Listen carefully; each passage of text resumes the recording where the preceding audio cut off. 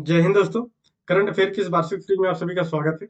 दोस्तों, आज का पहला प्रश्न है कि लंदन में आयोजित ग्लोबल बैंकिंग समिट में भारत सेगमेंट के लिए bankers of the year award 2022 किसे दिया गया? तो ये दिया गया केनरा बैंक को। ठीक है, केनरा बैंक को bankers of the year 2022 award दिया गया। अगला प्रश्न है कि टाटा समूह की किस कंपनी ने नवंबर 2022 में रमेश चौहान की कंपनी बिस्लरी पानी को खरीदने की घोषणा की है? तो टाटा समूह की टाटा कंज्यूमर्स प्रोडक्ट लिमिटेड ने रमेश चौहान की कंपनी बिस्लरी को खरीदने की घोषणा की है। बिस्लरी को किसने खरीदने की घोषणा की है? टाटा कंज्यूमर्स प्रोडक्ट लिमिटेड ने। अगला प्रश्न है कि भारतीय रिजर्व बैंक ने 1 दिसंबर 2022 से देश के किन 4 शहरों में खुदरा डिजिटल रुपए की शुरुआत की है? ये की है मुंबई, नई दिल्ली, बेंगलुरु और भुवनेश्वर ने। ठीक है, मुंबई, नई दिल्ली, बेंगलुरु और भुवनेश्वर में भारतीय रिजर्व बैंक ने 1 दिसंबर 2022 से, ठीक है, खुदरा डिजिटल रुपए की शुरुआत की है। अगला प्रश्न है कि वर्ष 2022 में चीन और अमेरिका के बाद कौन सा देश भारत का तीसरा सबसे बड़ा व्यापारिक भागीदार बना है? तो ये बना है यूएई। ठीक है, वर्ष 2022 में चीन और अमेरिका के बाद यूएई जो है भारत का तीसरा सबसे बड़ा व्यापारिक भागीदार बना है।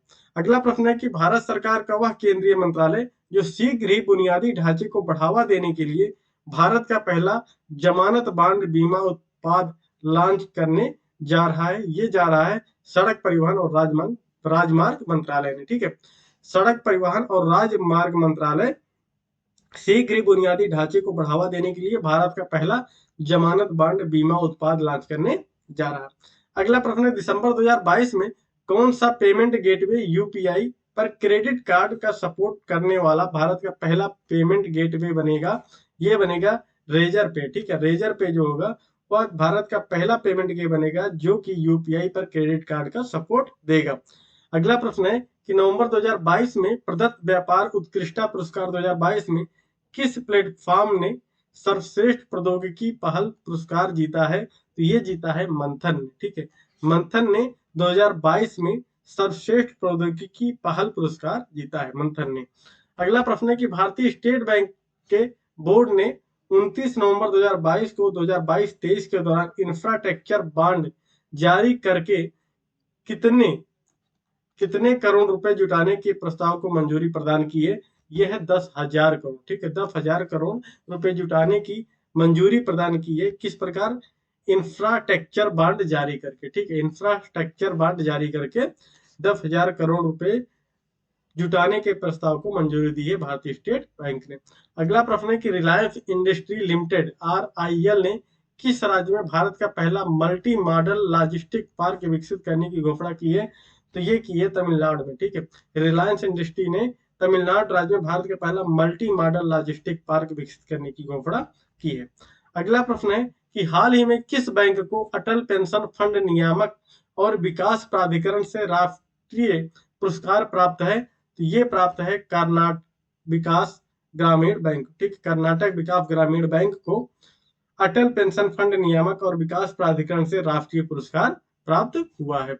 अगला प्रश्न है कि दिसंबर 2022 में जारी विश्व बैंक की नवीनतम update India development update navigating the star में वित्तीय वर्ष 2022-23 में भारत के लिए जीडीपी वृद्धि दर अनुमान को 6.5% से बढ़ाकर कर दिया गया है। तो ये किया गया है 6.9%। ठीक है, 6.9 कर दिया गया 6.5 से बढ़ाकर।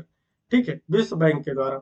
अगला प्रश्न है कि वह अंतरराष्ट्रीय संगठन जिसने दिसंबर 2022 में Agartala municipal infrastructure development project को डिजाइन करने के लिए भारत सरकार के साथ 3 मिलियन अमेरिकी dollar project readiness finance PRF समझौते पर हस्ताक्षर किया है? तो ये किया है एशियाई विकास बैंक। ठीक है, एशियाई विकास बैंक एडीबी ने हस्ताक्षर किया है। तो इस प्रकार आज हम लोगों ने कुछ महत्वपूर्ण प्रश्नों को देखा। कल की वीडियो में कुछ और प्रश्नों को लेकर हाजिर होंगे। तब तक के लिए जय हिंद, जय भारत।